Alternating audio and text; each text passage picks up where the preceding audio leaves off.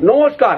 আপনি যদি আপনার নাম যশ সুনাম প্রতিষ্ঠিত যদি হতে চান, আপনি সরকারি চাকরি যদি পেতে চান, জীবনে কিছু প্রতিষ্ঠিত হতে চান, তাহলে আপনি একটা ছোট্ট উপায় যদি আপনি করেন, অতি অবশ্যই আপনি জীবনে এক জায়গায় দাঁড়াতে পারবেন, প্রতিষ্ঠিত হতে পারবেন।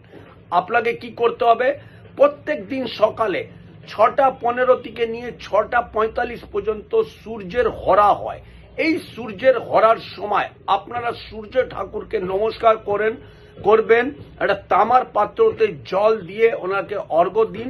আপনি সকালবেলা ঘুম থেকে উঠে ওই টাইমে স্নান আদি করুন না করুন কোনো এমন প্রয়োজন লাগবে না। আপনি শুধু ওই টাইমে 6:15 থেকে নিয়ে 6:45 পর্যন্ত সূর্যকে অর্ঘ্য দিন।